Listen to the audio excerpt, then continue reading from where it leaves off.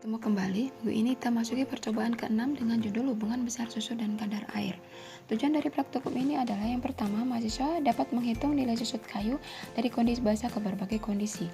Yang kedua, dapat mengetahui fenomena kembang atau susut pada arah longitudinal, tangensial, dan radial. Yang ketiga, bisa menerapkan rumus untuk mencari nilai kadar air kayu, kondisi titik jenuh serat. Yang keempat, dapat mempelajari hubungan antara besar susut dan nilai kadar air kayu dengan pembuatan grafik.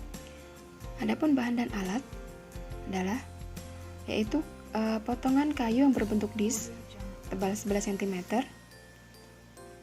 kemudian kaliper, kemudian neraca, desikator, amplas, cutter, penggaris, dan spidol. Kemudian masukin A, persiapan sampel susut.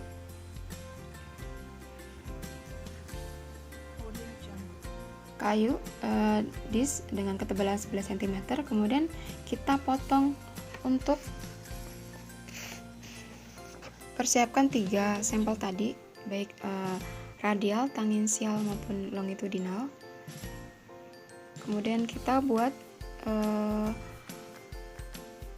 yang untuk radial atau untuk tangensial dengan arah panjangnya adalah yang tangensial. Kemudian untuk sampel radial yang kita buat arah panjang yang 10 cm adalah arah radial.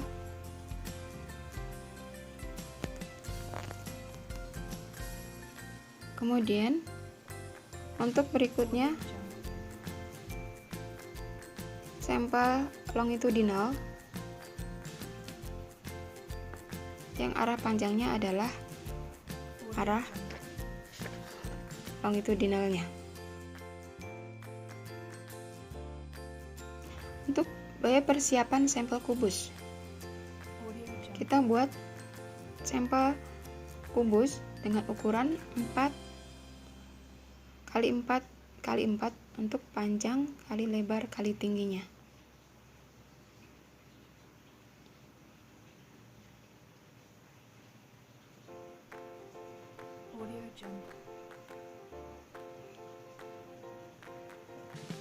Berikut ini adalah sampel hasil potongannya. Kita masukin prosedur kerja. Yang A yaitu perlakuan terhadap sampel per segmennya. Hasil potongan untuk sampel susutnya, kita buat garis dan kode. Garisnya kita buat untuk longitudinal, kita buat L1, L2. Kemudian radial kita buat R1, R2. Dan tangensial kita buat T1, T2.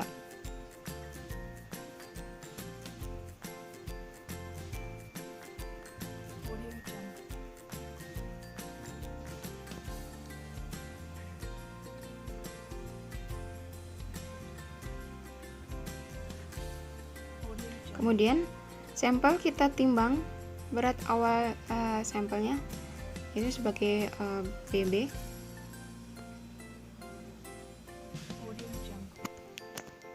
Kemudian kita ukur masing-masing dimensi baik longitudinal, tangensial maupun radial dengan kaliper sebagai dimensi basah. Setelah itu sampel kita masukkan ke dalam ruangan ber-AC dengan RH antara 60-70% dengan suhu sekitar 20 derajat Celcius selama 1 minggu. Kemudian kita tutup kembali ruangan.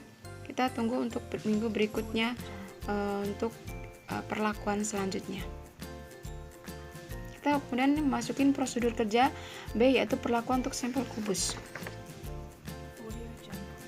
Sama, sampel kubus yang sudah dipotong ukuran 4 x 4 x 4, kita buat garis bantu untuk panjang P1 dan P2, kemudian lebar L1, L2, dan tebal T1, T2. Setelah itu kita timbang sebagai berat awal dan kita ukur panjang tebal kali lebarnya dengan kaliper sebagai dimensi basah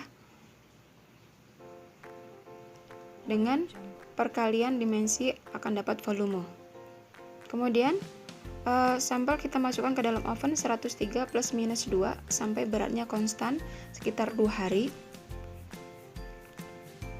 Kemudian kita timbang kembali ya, setelah keluarkan oven kemudian masukkan ke desikator, sampel kita timbang kembali dan sebagai berat kering tanur atau berat kering oven, dan kemudian diukur juga volumenya, baik panjang kali lebar kali tingginya sebagai volume kering tanur.